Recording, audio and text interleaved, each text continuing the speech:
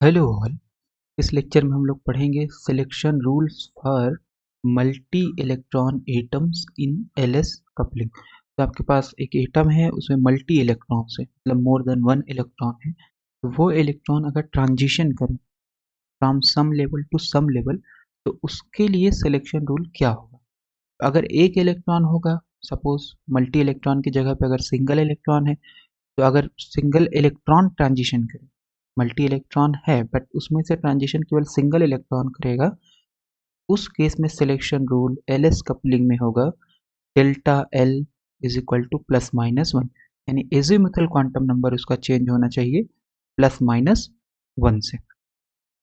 In case more than one electrons transition, तो अब आपके पास एक एटम है, उस एटम में मोर देन वन इलेक्ट्रॉन है और मोर देन वन इलेक्ट्रॉन ट्रांजिशन भी करें, तो उस केस में सिलेक्शन रूल क्या होगा, किस रूल को फॉलो करके वो ट्रांजिशन करेंगे। तो the sum of individual else must be change by an odd number of units. तो अगर आपके पास मोर देन वन इलेक्ट्रॉन है और वो ट्रांजिशन करेंगे, तो उस केस में जो इंडिविजुअल इलेक्ट्रॉन का एजीमुथल क्वांटम नंबर है, वो इस तरीके से चेंज होना चाहिए कि जितने भी इलेक्ट्रॉन ट्रांजिशन कर रहे हैं, सबके करेस्पॉन्डिंग सबके करेस्पॉन्डिंग जो एल है, अगर हम उसको सम करें तो वो कितना होना चाहिए, ऑड नंबर ऑफ यूनिट्स होना चाहिए। फॉर एग्जाम्पल, अगर मान लो टू इलेक्ट्रॉन ट्रांजिशन कर रहे हैं, तो डेल्टा एल वन अगर प्लस वन है, तो डेल्टा एल टू आपका जीरो हो सकता है या प्लस माइनस टू। तो जीरो प्लस वन ऐड करेंगे तो भी वन होगा, यानी ऑड नंबर होगा। Delta L one plus delta L two हमें निकालना है, राइट। तो delta L one plus delta L two अगर हम निकालेंगे, तो वन प्लस जीरो ऑड हो गया। डेल्टा एल वन और डेल्टा एल टू अगर हम ये ले लेते हैं प्लस माइनस टू, तो ये आप क्या हो जाएगा, अगर प्लस टू लेंगे तो प्लस थ्री होगा, तो भी ऐड होगा। और अगर माइनस टू लेंगे तो वन माइनस टू ये हो जाएगा माइनस वन। तो इसका मतलब इंडिविजुअल एल इस तरीके से चेंज होगा कि टोटल अगर हम ऐड कर दें delta L one plus delta L two को, तो वो क्या होगा, वो ऑड होना चाहिए। ये सिलेक्शन रूल है मल्टी इलेक्ट्रॉन ट्रांजिशन का। और अगर सिंगल इलेक्ट्रॉन ट्रांजिशन करेगा तो डेल्टा एल होगा प्लस माइनस वन के बराबर। एक एग्जांपल यहाँ पे हम लोग देख लेते हैं। Electron jump from 3D 4D to 4s 4p।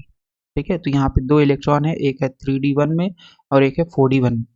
तो 3D1 में इलेक्ट्रॉन है, 4D1 में है, तब ये 3D1 वाला इलेक्ट्रॉन 4s में जा सकता है या 3D1 वाला इलेक्ट्रॉन 4p में जा सकता है। सिमिलरली 4D1 में जो इलेक्ट्रॉन है वो आपका जा सकता है 4s में, और 4D1 वाला इलेक्ट्रॉन आपका जा सकता है 4p में।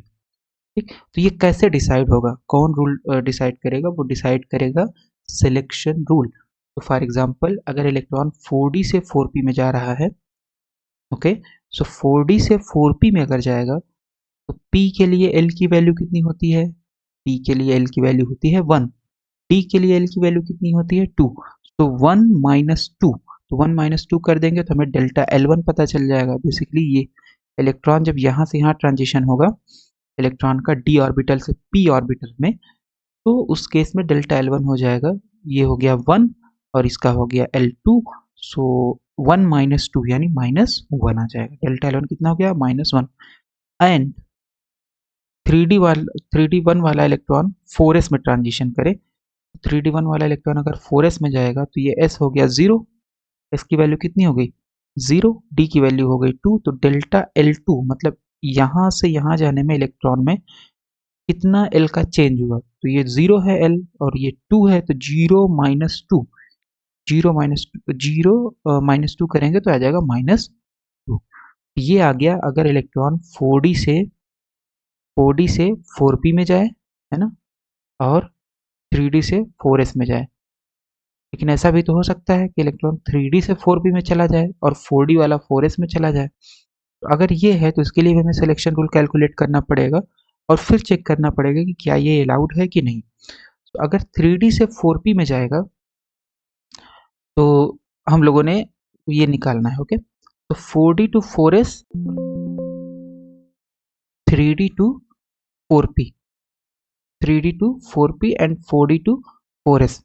तो सबसे पहले 4d टू 4s के लिए कैलकुलेट कर लेते हैं। तो 4d टू 4s, s में कितना है, s में है l बराबर 0 और d में है l बराबर 2, सो 0 माइनस 2। इस l को इससे सब्ट्रैक्ट करेंगे, हमें डेल्टा L1 मिलेगा, 0 माइनस 2 यानी माइनस 2 आ जाएगा। और फिर 3D वाला किस में जाएगा, अगर 4D 4S में चला गया तो 3D वाला आपका चला जाएगा 4P में। तो 3D 4P में अगर जाएगा तो क्या होगा, तो दिस इज l बराबर 2 और ये है l बराबर 1। तो 1 माइनस 2 करेंगे तो यह जाएगा -1। तो ये आ गया डेल्टा L2। डेल्टा L2 की वैल्यू आ गई -1। तो यहाँ पे भी हमारे पास ये -2 है, ये -1 है, ऐड करेंगे तो वो आपका ऑड आ जाएगा, है ना। तो वही चीज़ है कि मल्टी इलेक्ट्रॉन ट्रांजिशन में जो सिलेक्शन रूल होगा, वो जब ऐड करो delta L1 plus delta L2 plus delta L3 and so on, तो आपको ऑड मिलना चाहिए। There is no restriction on total quantum number. तो टोटल क्वांटम नंबर के ऊपर कोई रिस्ट्रिक्शन नहीं है। A for the atom as whole, अगर हम पूरे एटम में जो ट्रांजिशन हो रहे हैं उसको पूरा देखें तो उसके लिए हमें क्या निकालना पड़ेगा, उसके लिए हमें निकालना पड़ेगा इस डेल्टा L, डेल्टा S और डेल्टा J। ठीक है, L कैसे निकालेंगे, L आपको निकालने के लिए L1 प्लस L2 का मिनिमम वैल्यू, फिर उसमें 1 ऐड करिए और L1 प्लस L2 का मैक्सिमम वैल्यू तक जाना होता है, तो L हम निकाल लेते हैं, right. Addition of angular momentum, ये है आपका एडिशन ऑफ स्पिन से आ जाएगा। So delta L selection rule जो होगा पूरे एटम के लिए वो हो जाएगा delta L is equal to 0 या +-1। डेल्टा S यानी स्पिन की जो एडिशन है वो कैसे चेंज होगा, वो होगा 0, डेल्टा S बराबर 0।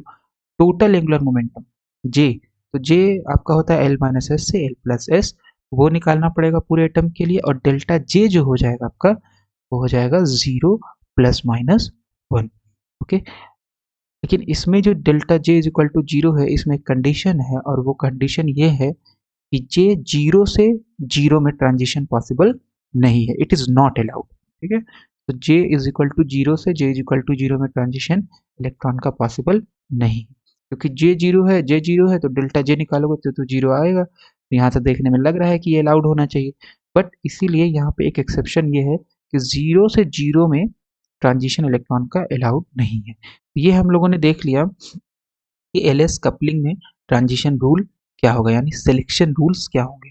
ठीक है, तो अगर एक इलेक्ट्रॉन ट्रांजिशन हो रहा है मल्टी इलेक्ट्रॉन एटम में तो उसके लिए डेल्टा एल +-1 होगा, और अगर more than one electron transition होगा, more than one electron transition हो रहा है तो उसके लिए सिलेक्शन रूल हो जाएगा कि sum of individual else must be change by an odd number of units. तो जितने भी एल चेंज हो रहे हैं, जैसे डेल्टा L1 मान लो एक इलेक्ट्रॉन है, दूसरे इलेक्ट्रॉन का डेल्टा L2, तो ये अगर हम डेल्टा L1 और डेल्टा L2 को ऐड करेंगे तो ऑड आना चाहिए। फिर हमने यहाँ पे एक एग्जांपल डिस्कस कर लिया, हमारे पास 3D 4D 4S 4P electron है, तो 3D से 4S में जा सकता है, 4D से 4P में जा सकता है, तो सिलेक्शन रूल हमने निकाल लिया। 4D से 4P में जाएगा तो डेल्टा L1 -1 हो जाएगा, 3D टू 4S में जाएगा डेल्टा L2 -2 हो जाएगा। ओके, तो अब यहाँ पे ये 1 हो गया, ये 2 हो गया, ऑड नंबर है, ऐड करोगे तो -1 प्लस -2, सो दिस इज 1, यानी टोटल आ जाएगा delta L1 plus delta L2, odd number आ जाएगा। ये भी हो सकता है कि 4D से 4S में इलेक्ट्रॉन जाए और 3D टू 4P में जाए, तो अगर 4D वाला 4S में जाएगा तो उस केस में डेल्टा L1 यानी इसका L चेंज हो जाएगा -2, और 3D टू 4P में जाएगा तो इसका L चेंज होगा -1 से। तो यानी ये ट्रांजिशन इलेक्ट्रॉन का अलाउड है, ये ट्रांजिशन भी इलेक्ट्रॉन का अलाउड है। There is no restriction on total quantum number, तो टोटल क्वांटम नंबर के ऊपर कोई रिस्ट्रिक्शन नहीं है। For the atom as whole,